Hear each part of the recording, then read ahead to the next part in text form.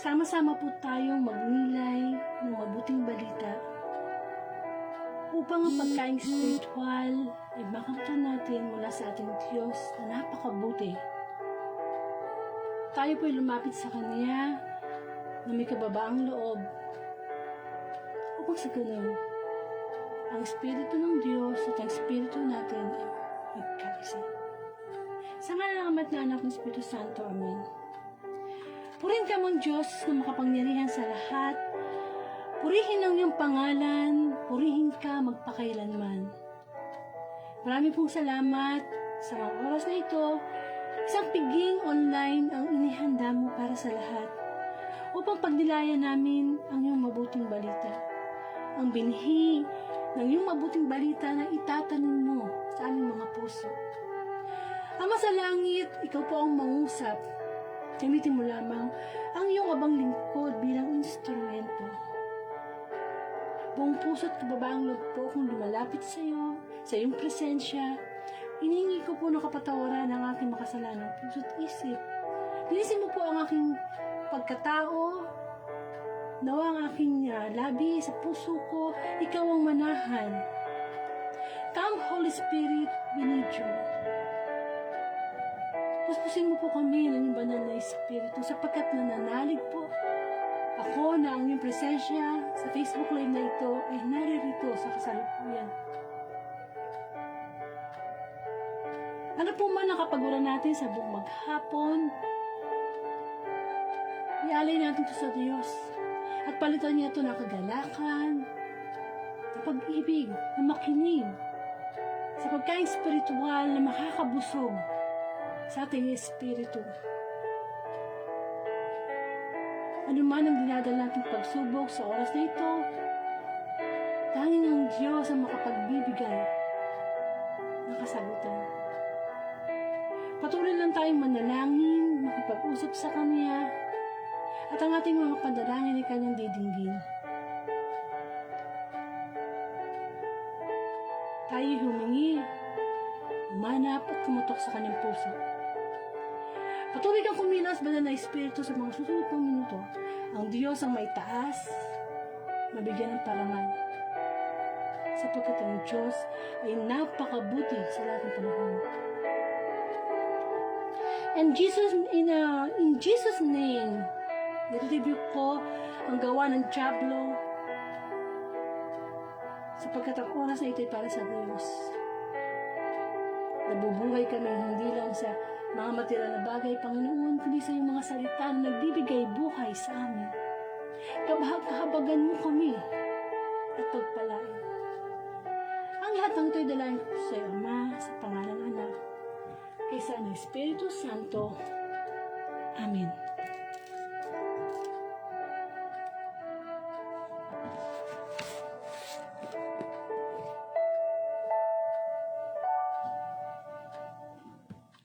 Bigyan po natin ng parangal ang mabuting balita.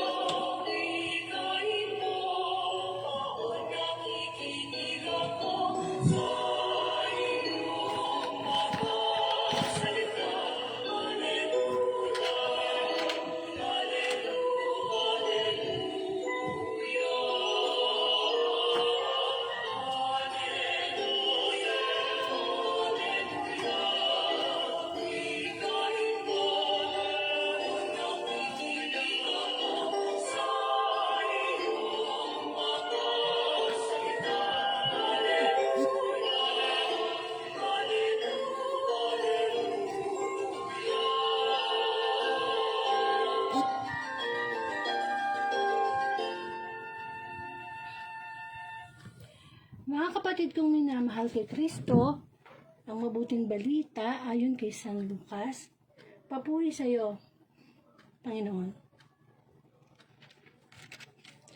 Ang turo ni Jesus tungkol sa panalangin. Minsan, nananalangin si Jesus pagkatapos niya, sinabi ng isa sa kanyang mga alagad, Panginoon, turuan po ninyo kaming manalangin. Katulad ng ginawa ni Juan sa kanyang mga alagad. Sinabi ni Jesus, kung kayo'y mananalangin, ganito ang sabihin ninyo. Ama, sambahin nawa ang pangalan mo. Magsimula na sana ang iyong paghahari. Bigyan mo kami ng aming makakain sa araw-araw. At patawarin mo kami sa aming mga kasalanan, sapagkat pinatatawad namin ang bawat nagkasala sa amin. At huwag mo kaming iharap sa mahigpit na pagsubok. Sinabi pa rin niya sa kanila, ipalagay natin na siya sa inyo'y nagpunta sa isang kaibigan.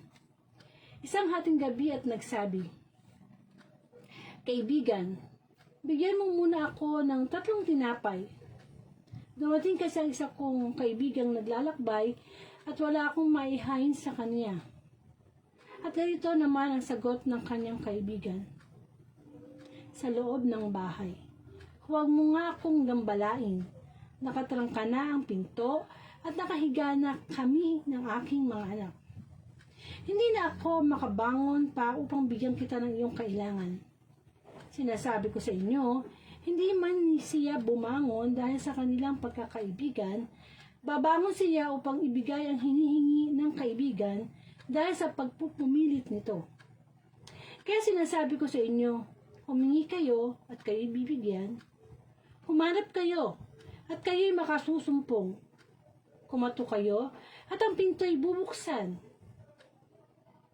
para sa inyo, sapagkat tumatanggap ang bawat humihingi, nakasusumpong ang bawat humahanap, at binubuksan ang pinto sa bawat kumakatok.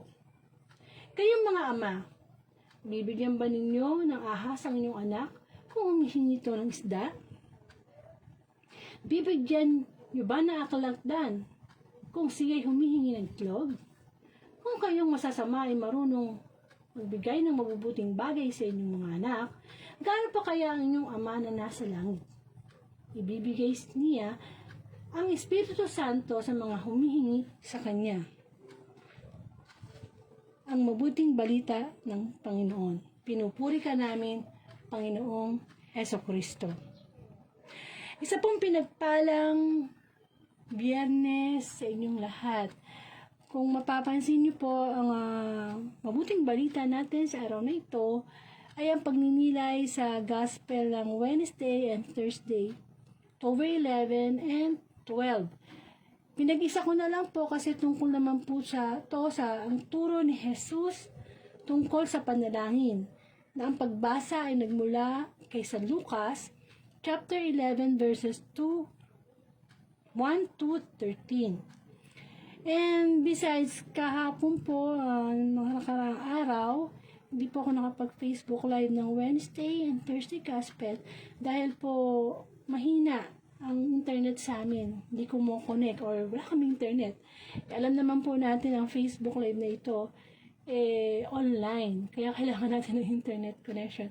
Anyway, salamat sa Panginoon. Kaya sabi nga, uli man daw at magaling, habol na habol pa rin. So, ito pong gospel na ito ay napakaganda.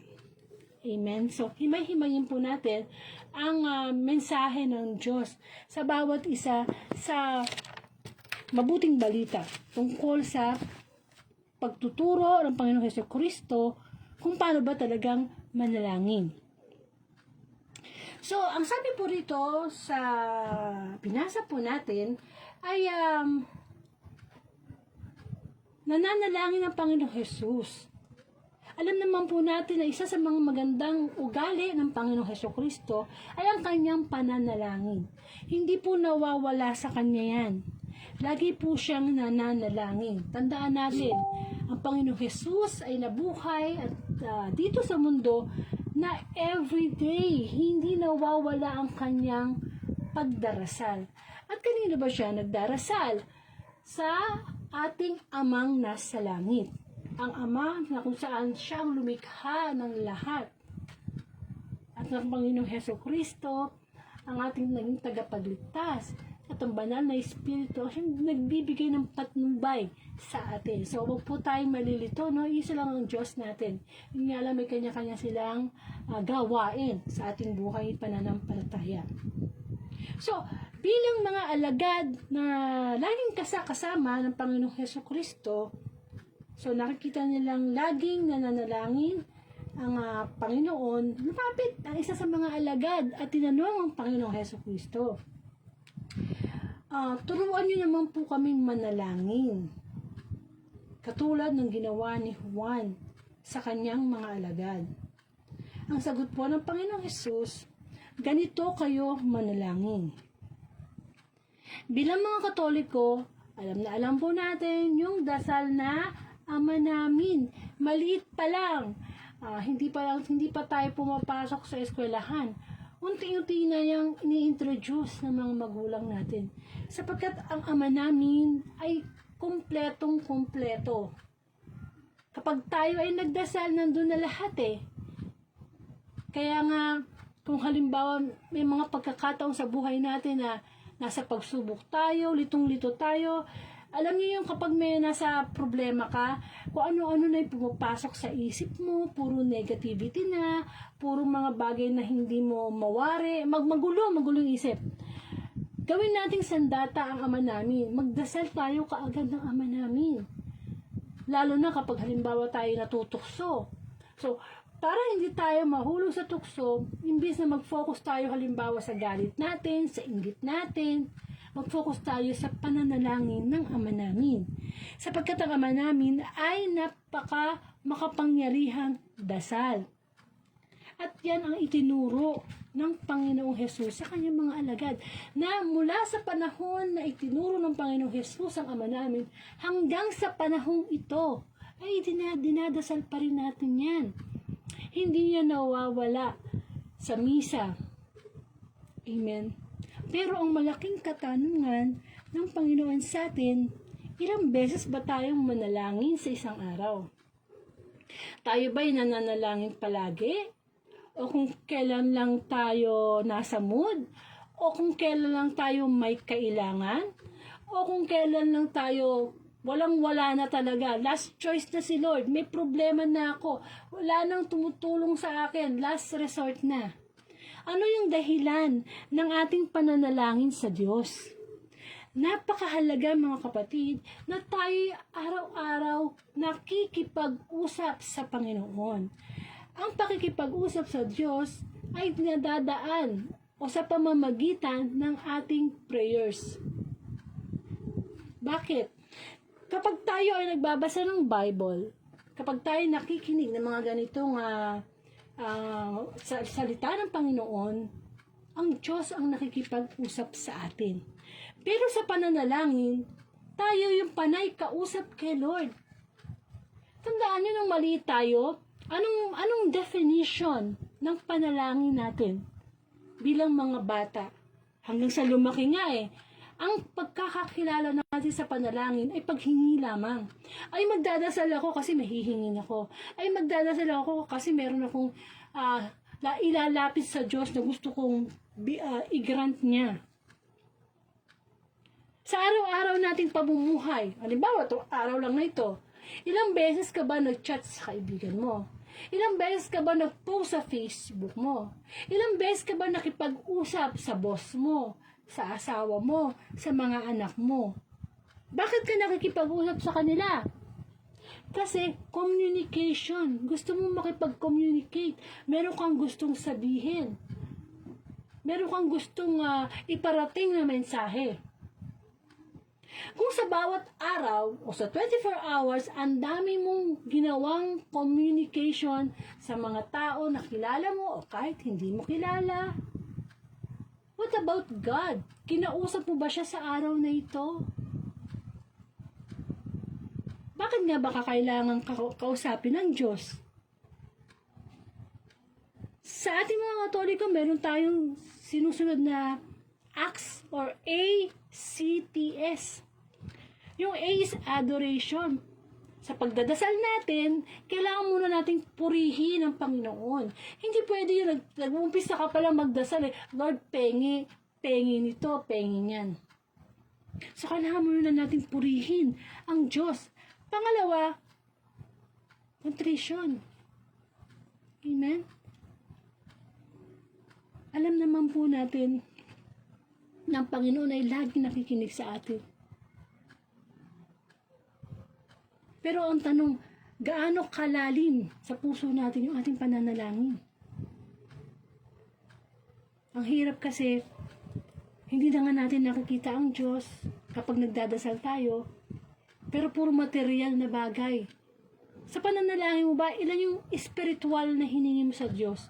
O baka naman puro material. Pengi pong bahay, makagraduate sana yung anak ko, gumaling po sana ako ng sakit. Most especially, ang dasal mo, puro pang sayo eh. Wala sa ibang tao eh. Eh gusto ng Diyos kapag nagdadasal tayo, pinagdadasal din natin yung iba. Amen? Dapat ganun. Kasi, yung pananalangin na yan, ang mas makikilala natin ang Diyos eh.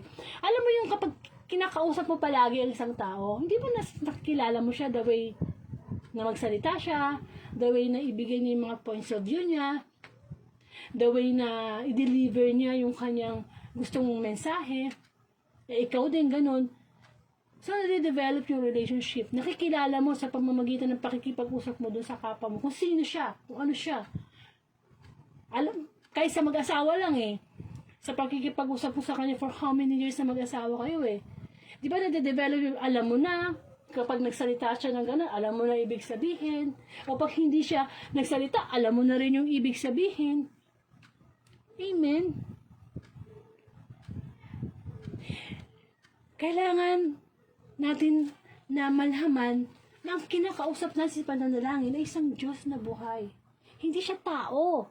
Hindi tao ang kinakausap natin sa ating panalangin.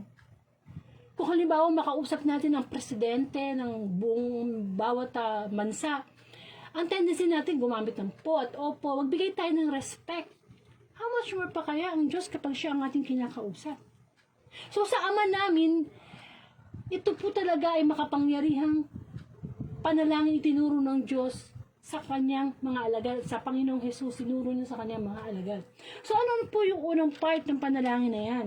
Ang sabi dito, Ama, sambahin nawa ang pangalan mo. Magsimula na sana ang iyong paghahari. Mga kapatid, dito pala pinapakita talaga yung adoration. Yung pagsamba sa ating Diyos na buhay. Bago tayo magpatuloy sa mga panalangin natin na niloloob ng Ama namin o yung mga personal prayers natin, kapatid, kailangan mo nang kilalanin kung sino yung kinakausap mo sa prayer mo. Kailangan natin kilalanin na ito ay isang Diyos na makapangyarihan sa lahat, na siyang lumikha ng lahat, na siya'y mapagpatawad, na siya'y makapangyarihan. Siya'y Diyos noon, ngayon, at magpakailanman. Isang Diyos na talagang igagalang mo, mamahalin mo. Dapat kilala mo, nilalapitan mo. Amen? Kasi, bakit natin siya tinatawag? Kasi alam natin kung saan siya nakatira o namamalagi. Alam natin may kaharian siya. Kaya nga, sinasabi doon sa Ama namin, yung usual na Ama namin na, Ama namin, sumasalangit ka, sambahin ang ngalan mo, mapasa amin ang kaharian mo. Kapatid, nasa atin na ba ang kaharian ng Diyos sa mga oras na ito? Kasi yun yung first part eh. Pagsamba sa Diyos at gusto natin na kung nasaan ang Diyos, tayo in the future o sa kabilang buhay, doon din tayo kung nasaan ang Diyos, kung nasaan ang Ama at Anak, doon tayo. Kaso, hintayin mo ba bang mamatay ka? O dumating ang second coming para mapunta na sa kaharian ng Diyos? Kung dito pa lang sa lupa, pwede nang magsimula ang kaharian ng Diyos at yun ay sa puso mo. Kapag si Kristo ay nasa puso natin, nandoon na ang kaharian ng Diyos. Hindi baka ina-expect mong kaharian yung malaking palasyo, yung magagandang damit ng isang hari, yung maraming aliping naglilingkod sa hari, marami siyang ginto, kayamanan, mga utusan. Hindi ganun ang kaharian. Na para ang feeling natin na nagpupuri ako sa Diyos, kilala ko ang Diyos. So, kailangan, Lord, mayaman na ako ha, sikat ako ha, yung napapaligiran ako ng mga magaganda at mga material na bagay. Yun, parang feeling mo blessed na blessed ka kapag higit ka sa kapwa mo na feeling mo nabibili mo lahat ng gusto mo, feeling mo ikaw na yung pinakamatalino, feeling mo blessed ka na nasa yun na yung kaharian ng Diyos. Hindi yun ang tinutukoy ng Panginoon. Ang tinutukoy ng Diyos na pananalangin natin na mapasa atin ang kaharian mo, kung ano ang Ama, dapat ganun din tayo. Kung nagiging mapagpatawad ang Diyos, mapagmahal ang Diyos, dapat ganun din tayo. May mga bunga tayo ng banal ng Espiritu, kamukha ng mga love, peace, joy, self-control, at iba pa. Meron tayong wisdom na nanggagaling sa Diyos. Kasi yun lahat galing sa langit. At sa mga oras na ito, kung yun ang nararamdaman natin, naghahari na ang Diyos sa atin. Kasi Ano ba yung hari? Di ba siya yung nangunguna sa isang kaharian? So kapag tayo sumusunod sa ating hari, sa ating Diyos, kabilang na tayo ng kanyang kawan. At sabi pa rito sa panalangin, at patawarin mo kami sa aming mga kasalanan, sapagkat pinatatawad namin ang bawat nagkakasala sa amin. Alam niyo, itong part na to, marami talaga ditong napapalpak. Kahit sabihin na natin nakakilala na sa Diyos, di mas lalo na pagka hindi na nanalangin sa Diyos. Pagpapatawad. Tayo ba'y nagpapatawad ng ating kapwa? Ang galing-galing natin lumapit sa Diyos para, Lord, patawarin mo ako sa kasalanan ko. Lord, ito, nagkasala na naman ako. Lord, hindi po ba? Kasi alam natin na ang Diyos ay mapagpatawad. So, gaano natin inaabuso yung patawad ni Lord sa atin? Na kung saan ibinigay niya ang kanyang buktong na anak. Para saan? Para ano? Para tayo patawarin sa ating mga kasalanan at makalapit tayo sa Diyos. Para bang, Lord, pinatawad mo na ako, maraming salamat. Pero pagkatapos nun, nakasalubong mo yung isang taong nagagalit ka, di kita patatawarin. O kaya may taong humihingi sa'yo ng patawad, hindi kita patatawarin. Ang sakit ng ginawa mo, lumayas ka. At totoong pagpapatawad ay may kasamang paglimot. Paano natin masasabi na pinapatawad mo yung kapatid mo, yung kapwa mo, kung hindi mo naman kinakalimutan? Ano man ang nagawa sa ating kasalanan ng ating kapwa, dapat natin yung ipasa Diyos. Sapagkat dapat natin paniwalaan na tanging ang Diyos lang ang pwedeng maghusga, siya lang ang pwedeng magparusa. Tayo lahat makasalanan. Maaaring may ginawa sa iyo ang kapwa mo na kasalanan na hindi mo gusto. Pero huwag mong kakalimutan na may nagawa ka rin kasalanan sa iba na hindi rin nila nagustuhan. Amen. Whether we like it or not, nagkakasala tayo. Sa isip, salita, sa kilos. Minsan ba nga nagiging sanhi tayo ng pagkakasala ng iba eh. At mas grabe yun. Yung tayo lang mismo magkasala. Kasalanan eh. Lalo na yung tayo nagiging sanhi ng kasalanan ng iba. Ang tinuturo sa atin ng Panginoon, maging peacemaker pa nga tayo eh. Na kapag meron tayong kaaway, tayo pa nga yung unang lumapit eh, makipag-ayos eh. Na ano bang sinasabi ng Panginoon? Patawarin mo ang iyong kapatid, ang iyong kapwa ng maraming beses. Actually, walang katapusan hanggat buhay ka eh. Nandiyan yung pagpapatawad eh. At sapagkat pag hindi natin pinatawad yung ating kapwa, hindi rin tayo patatawarin ng Diyos. Excuse me. Sapagkat kung ano yung takalan na ginagamit natin, ay yun din ang takalang gagamitin sa atin ng Panginoon. Tsaka parang ang yabang-yabang naman ang dating natin. Alam niyo po, pag hindi po tayo nagpapatawad, isa lang nagpapakita niyan, yung pride. Ano bang dahilan kung bakit hindi tayo makapagpapatawad sa kapwa? Pride. Ikaw ang mali eh. Ako ang tama eh. Ganun tayo, di ba? Lalo na kapag talagang mali yung kapwa natin, nasaktan talaga tayo. Mahirap pagpatawad pagdating sa pride. Minsan sasabihin mo pa na, ba't ako yung tawad sa'yo, nanay mo ko, tatay mo ko. Hindi ganun. Sa pagpapatawad, walang title, walang kondisyon sa katayuan sa buhay. Kailangan pag nagpatawad ka, kamukha ng ating Ama sa Langit. Kamukha ng Panginoong Jesucristo. Walang bahid kasalanan, pero nagpatawad. Kaya kung sa mga oras na ito, nangungusap ang Diyos sa'yo, baka meron pa galit, inggit, dyan sa puso mo, tanggalin na natin in Jesus' name. Kasi baka abutan tayo ng kamatayan. Namatay tayo na may bit. Dapat po habang tumatanda tayo, pabawas ng pabawas yung ating mga kaaway. Hindi yung senior citizen ka na, pataas na yung edad mo, nadadagdagan pa yung kaaway mo. Amen. Ipaubaya sa Diyos kahit gaano kasakit ang ginawa sa'yo. Ipaubaya natin siya. Ang Diyos ang nakakaalam yun. Ang tinuturo lang sa atin ng Diyos ay magpatawad. No more, no less. Hindi sinabi ng Diyos na, wag mo yung patawarin ha. Kasi sobrang sama ginawa niyan. Kahit nga mga magulang, ano bang utos ng Diyos tungkol sa mga magulang? Ibigin mo yung ama't ina. Tapos ang kwento. Paano kung mga magulang ko ay irresponsable? Malupit. ibigin ko pa ba sila? Ang ating Diyos ay gumagawa ng mga utos na sigurado siyang ito'y perfect. Perfect. Tayo ang imperfect sa pagsunod. Masama man o mabuti ang iyong ama, ang iyong tatay, ang iyong nanay, ang iyong kapatid, o sino man yung tao na yan na kinasasamaan mo ng loob. Isa lang ilagay mo sa isip mo. Patawarin. At kapag tayo ay nagpapatawad, tayo ang unang lumalaya. Kasi pag may galit ka sa puso mo, ikaw unang nagdadala, hindi ka makatulog. Pag nasasalubong mo siya, ayaw mo siyang tingnan.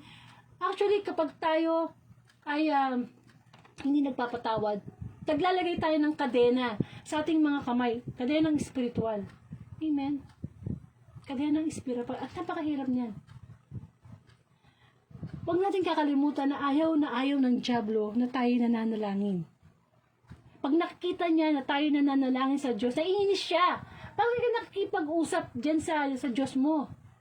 Dito ka sa mga barkada mo, linggo, maglasingan kayo magkwento-kwentuhan ng mga bagay na walang kwenta. Na mas matagal pa na sa mga bagay na hindi napaparangalan ng Diyos. Minsan, linggo na lang, hindi pa magsimba. O kung minsan, pag nagsisimba linggo, hindi man lang mangumpisal. Tatanggap ng katawan ni Kristo na hindi nagsisi. Alam nyo, ang pagpapatawad ng Diyos, libre. Pero priceless. Pero hindi natin pinapahalagahan. Binibigyan tayo ng pagkakataon ng Diyos na manalangin at humingi ng tawad sa Kanya. Pero dapat matuto din tayo magpatawad. Amen. Kahit gaano pa yan. Kahit pinatay na lahat ng lahi nyo. Kahit ikaw na lang natira. Kasi alam naman natin, meron tayong batas ng tao. Pwedeng i-demanda o whatever. Pero dapat when it comes to batas ng Diyos, yung pagpapatawad natin ay hindi nawawala. Hindi na naglalaho. Kapag marunong tayo magpatawad sa ating kapwa, makikita sa atin ang isa sa mga bunga ng Espiritu Santo. At yan ay ang love or pag-ibig. Hindi lang pala yun. Meron pa. Peace, kapayapaan. Payapa ka sa buhay mo. Pag magawa sa'yo ng masama, gawa mo ng mabuti. Huwag kang padaig sa masama. Kundi daigin mo ng mabuti ang masama. Kaya nga mahalaga na nakakarinig tayo ng salita ng Diyos. Napapaalalahanan tayo kasi nabubuhay pa tayo sa katawang lupa na to eh. Nalikas na mga kasalanan. Kaya kailangan natin ng kalikasan ng Espiritu ng Diyos. Para yan ang ilalaban natin. By the way, alam naman natin na sa panahon ngayon, may giyera sa Israel.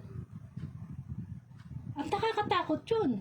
Kaya nga, di ba, kapag tayo natatakot, minsan lumindol lang ng konti, ay, dasal na ka, Lord. Ano ba to? Iligtas nyo kami. Kapag tayo ay natatakot, nananalangin tayo. Kay believer ka or kay may relasyon ka sa Panginoon, kay seryoso ka kay Lord, nandoon yung instinct natin na kapag nalalagay sa katayuan na mahirap, mga sakuna, mga sakit, ipinapanalangin natin yan.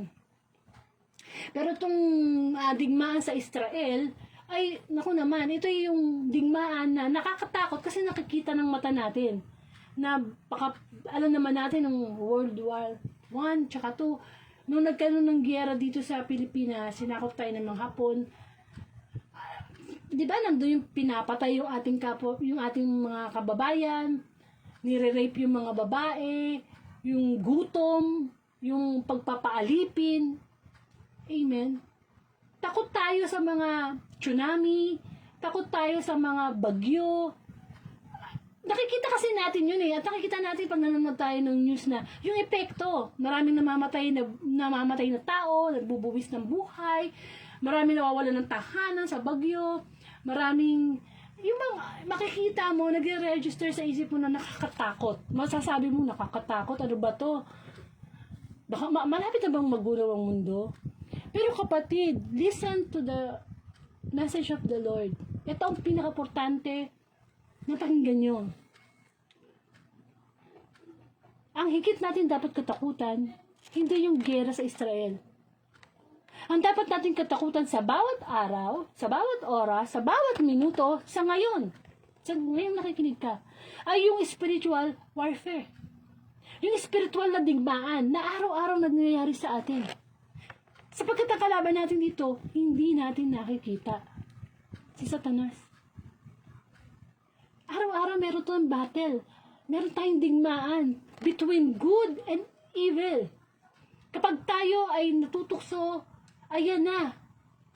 Binibigyan na tayo ng digmaan ng dyablo. Laban ka, ganon. At kapag tayo ay kumakagat sa tukso niya at nagdadala sa atin sa kasalanan, natatalo tayo. So, kailangan natin ang salita ng Diyos na magpo-protect sa atin sa mga palaso ng dyablo. Kailangan natin to. Kaya pag hindi tayo nakakarinig ng salita ng Panginoon, kapag dumadating tayo sa sitwasyon na nanghihina yung pananampalataya natin, nagagalit tayo, naiinggit tayo, mga kasalanan, kung ano-anong mga kasalanan ginagawa natin, kapatid, ang mga kasalanan nating mga tao ngayon, paggrabe ng paggrabe. O kung maaalala nyo, yung unang pagkakataon na ginuho ng Diyos ang mundo, yung sa panahon ni Noah, di ba parang nagsisi ang Diyos na nilikhapan niya yung tao kasi di ba sobrang makasalanan. How much more pa ngayon? 10 times na sobrang makasalanan ng tao kasi ang kasalanan ngayon, high-tech na social media Yung bang galit na galit kasi isang tao, ipopost mo pa yan sa timeline mo Ngayon, maraming makakabasa, makikimarites sa'yo. Amen? So, yun, spiritual battle yun. Digmaan nating spiritual yun. Sa maliliit lang na bagay alam mong masama ang soft drinks, alam mong masama ang sigarilyo, pero hindi mo makontrol. Nasa spiritual battle ka. Kasi alam natin na pag nasobrahan na yung mga soft drinks na yan, mga chichirya na yan, ako nga pag pumupunta sa grocery, ang tawag ko doon sa mga chichirya, basurahan section. Kasi wala ka namang mapapala doon, puro basura lang yun Pag kinain mo, wala ka namang sustansyang makukuha, sayang ang pera. Basura. Ba't ka bibili ng basura ilalagay mo sa katawan mo? Mga kapatid, kung sa maliit pa lang na bagay, hindi natin kayang mag-control, hindi natin kayang magkaroon ng self-control, which is isa sa mga bunga naman na espiritu, paano pa tayo pagkakatiwalaan ng Diyos sa malaking bagay? Kung sa sigarilyo pa lang hindi mo na kayang iwasan, paano pa yung pagpapatawad? Kung yung sa yung mga pagkain, mga baboy na nagdudulot ng high blood, ng matatamis na nagdudulot ng diabetes, kung yun, hindi mo maiwasan, paano pa yung tukso ng pangangalo niya? Pagnanakaw, pagsisinungaling, mas mahirap yun. Kasi spiritual na gawain Kaya kailangan, meron tayong maintenance. At yun ang salita ng Diyos. Kapag may sakit nga tayo, lalo yung mga senior citizen, hindi ba meron nang dinasabi sa kanilang doktor na inumin po to lagi, 3 times a day, habang buhay na yan, maintenance nga Kailangan meron tayong maintenance din ng salita ng Diyos every day. Nakakaya naman kay Lord, ginising tayo sa bawat umaga, pero hindi tayo nakikinig o nagbabasa ng Bible. Paano na ating espiritu? Bilang tao, tayo binubuo ng katawang lupa, espiritu, kaluluwa. Kamusta na ang ating espiritu? Nabibinhian ba to ng salita ng Panginoon? Amen. Kaya isa sa mga part ng Ama namin, yung pagpapatawad. Amen, pagpapatawad. At ang sabi pa rito, huwag mo kaming iharap sa mahigpit na pagsubok. Yan. Lagi nating hinihingi sa Diyos yung huwag tayong bigyan ng pagsubok na mahigpit o mahirap. Yung hanggat maaari, pinipray natin, Lord, sana magkasakit yung mga anak ko. Lord, sana gumaling na yung nanay ko. Lord, di po ba? Kapatid, sa panalangin natin, huwag nating hingin na, Lord, huwag mo akong bigyan ng malalim na pagsubok, mahirap na pagsubok. Ang idalangin natin, Lord, turuan mo ko kung paano ko haharapin at tatanggapin ng buong puso ang pagsubok na may pagtitiwala sa iyo na makakayanan ko ito sa tulong ng ating Ama. Sa Sapagkat sinabi sa 1 Corinto chapter 10 verse 13, wala pang pagsubok na binigay sa inyo na hindi dinanas lahat ng tao. Tapat ang Diyos at hindi niya pahintulot na tayo subuki ng higit sa ating makakaya. Bagkus, pagdating ng pagsubok, bibigyan niya tayo ng lakas upang mapagtagumpayan ito. Ano man ang meron tayong pagsubok ngayon, kapatid, hindi lang ikaw ang meron yan. Kung ang pagsubok mo ngayon, nag-aaway kayo mag-asawa, di lang kayo nag-aaway na mag-asawa. Kung ang pagsubok mo ngayon, pera, hindi lang ikaw yung walang pera. So, ano ibig sabihin nun? Hindi bibigay sa iyo yan, hindi mo kaya. Kung paano lang natin gagamitin yung free will natin. Mga kapatid, tandaan natin, si Satanas ay talo na. Matagal na siyang talo at hanggang sa mga moment na ito, talo na siya. Simula nang si Kristo isinilang, nagkatawang tao, namatay, muling nabuhay, napagtagumpayan na ng Panginoong Jesus. Jesus Christ is a victorious God. Panalo na siya eh. Eto naman si Satanas, talo na. Ay, tatupad na ang lahat ng sinabi ng Ama. Kaya nga diba, pag tinutusok tayo ng Diablo, meron tayong choice kung susundin natin o hindi. Kapag in-entertain natin yung tukso ni Satanas, ang ngiti niyan hanggang batok. Bakit? Talo na siya, nanalo pa siya. It's our free will. Gamitin natin to glorify God, hindi to glorify si Satanas. Amen. Ang gawin natin kapag nandyan yung tukso, hindi sa mag-concentrate tayo sa pagsubok or tukso na magdadala sa atin sa kasalanan, dasalin natin ang Ama namin. Try mo. Subukan mo lang. Yung halimbawang maiinis ka na, gusto mo nang manakit, kasi ginawa ka ng masama, imbis na mag-concentrate ka sa damdamin mo, pray. Pray, our Father. Ibang natutukso ka na manigarilyo, pray, our Father. Ibang tipong magsisinungaling ka na, pray, our Father. Makapangyarihan yan. Yung matuto tayong mag-focus, pray, our Father. Panalangin na napakapangyarihan. At may kinuwento pa nga ang Panginoong Jesus dito sa mabuting balita. Sabi dito halimbawa, meron kang kaibigan na, gabing-gabi na, kumakatok sa bahay mo. Ayun naman pala ang kailangan, ginigising ka, dahil hihingi ng tulong. Tinapay, humihingi ng tinapay, ng 3 tinapay. Kasi may dumating siyang bisita na malayo pa ang nilakbay, siyempre gutom yun, gusto niyang pakainin. So maganda naman yung intensyon nung kumatok, kasi gutom na to wala siyang maibigay. So doon siya sa isang niyang kaibigan lumapit na alam niya may tinapay, kaso tulog na nga, so istorbo yan, just imagine, tulog ka, tapos may kakatok sa bahay mo, at pagkatapos sasabihin na, penging ganito, penging, nanggising dahil nanghihi. Pero ang nangyari, yung kaibigan, parang nagalit siya, sabi niya, ano ka ba, wag mo akong istorbohin. Kasi, tingnan mo naman, nakalak na yung pinto namin. Nakahiga na kami ng mga anak ko. Amen. Hindi na ako makakabangon. Sarap na ng tulog namin dito So, kahit hindi man bumangon yung kanyang kaibigan na pinuntahan niya, kakukulit, pumilit, ay, din niya to, bibigay din niya to, ibibigay din niya. Amen. Kaya nga sabi ng Panginoong Jesus humingi kayo at kayo bibigyan, humanap kayo at kayo makakasumpong, kumatok kayo at ang pinto'y bubuksan para sa inyo. Sa ating pong pananalangin, huwag tayo magdadalawang isip. Ang kausap natin ay Diyos. Isang Diyos na kayang ibigay ang lahat sa atin. Isang Diyos na hindi sinungaling. Isang Diyos na faithful. Isang Diyos na may pag-ibig. Nakikinig. Kung minsan nakala lang natin, hindi pinapakinggan ng Diyos ang ating panalangin Hindi po yan totoo.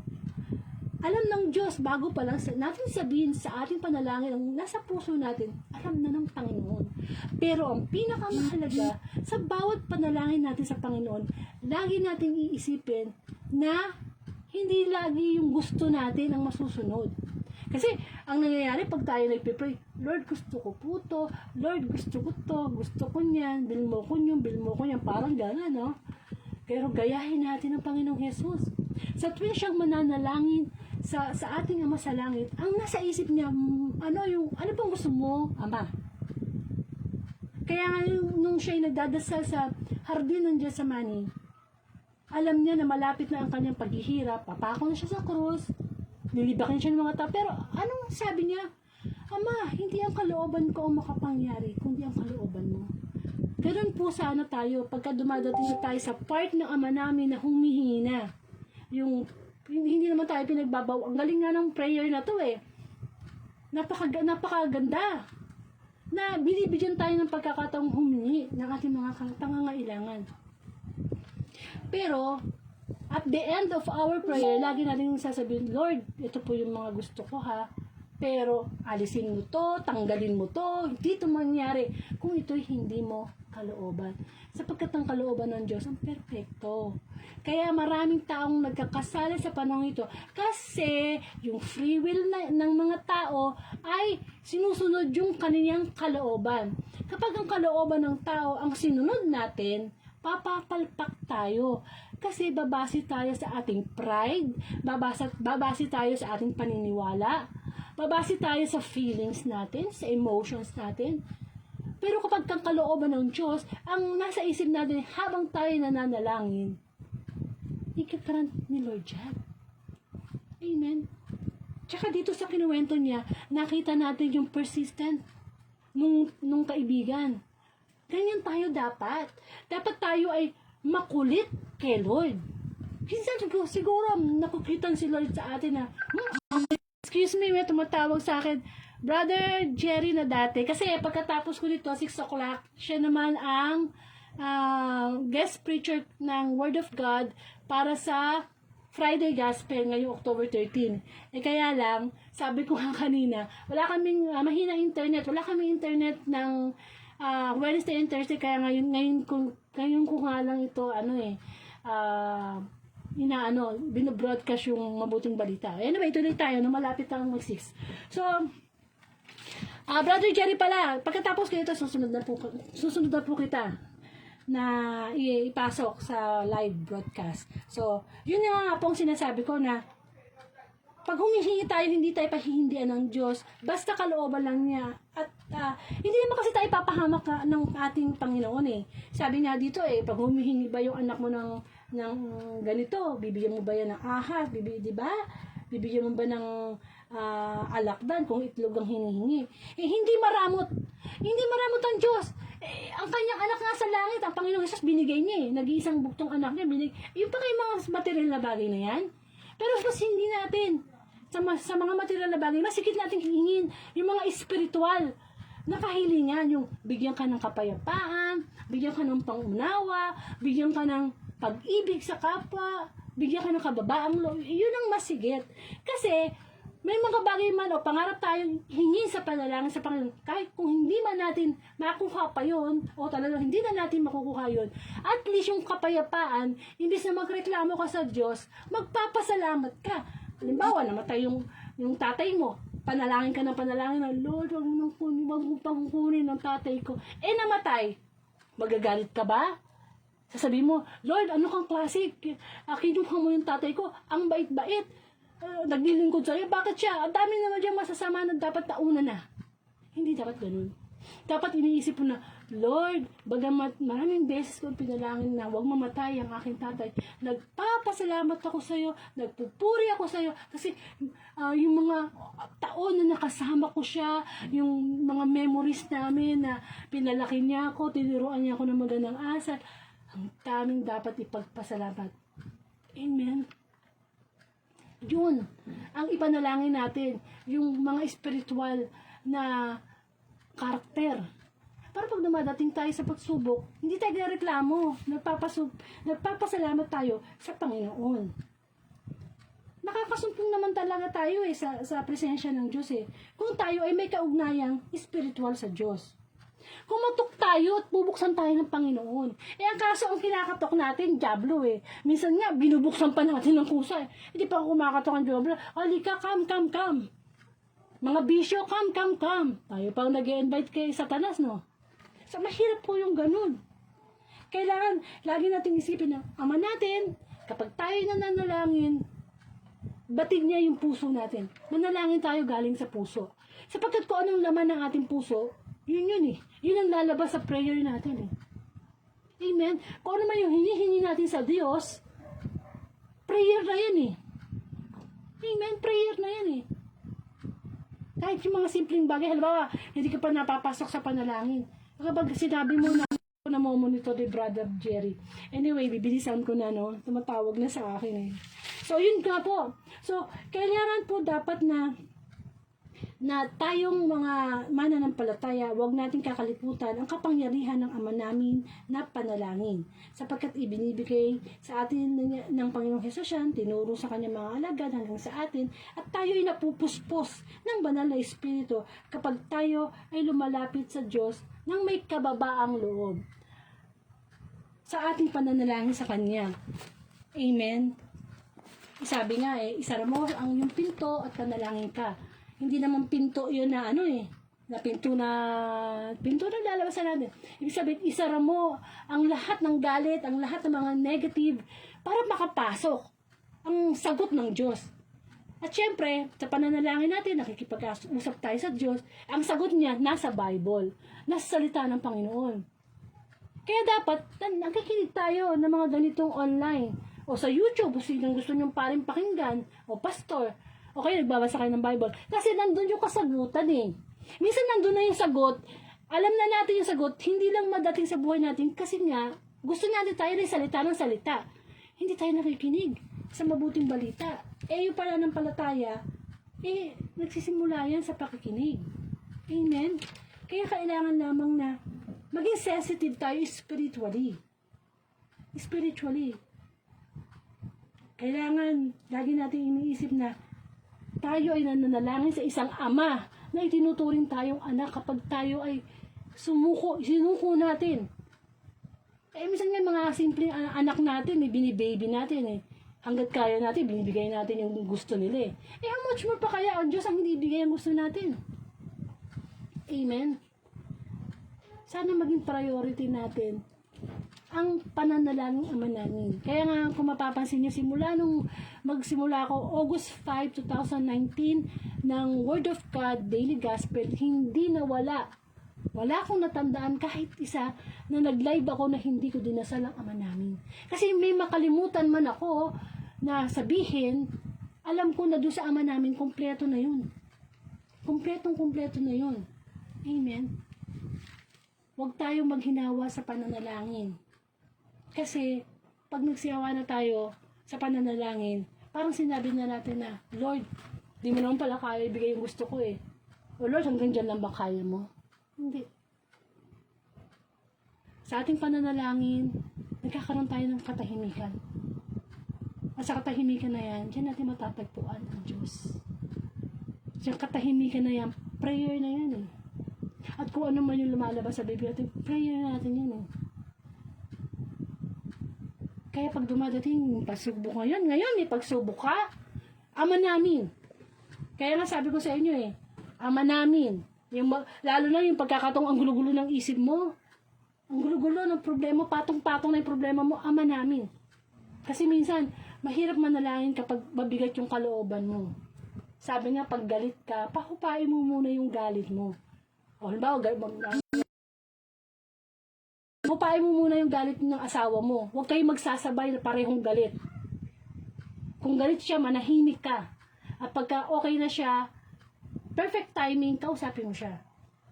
Pag galit ang isang tao, marami siyang nasasabi na minsan, hindi na nanggagaling sa puso, sa bibig na lang, sa nguso na lang. At kapag nabitawan natin ang salitang yan, na nakakasakit sa ating kapwa, hindi na natin yung mababawi. Hindi na natin yung mababawi. 10, 20 taon na kayo nagsasama sa isang salita mo lang.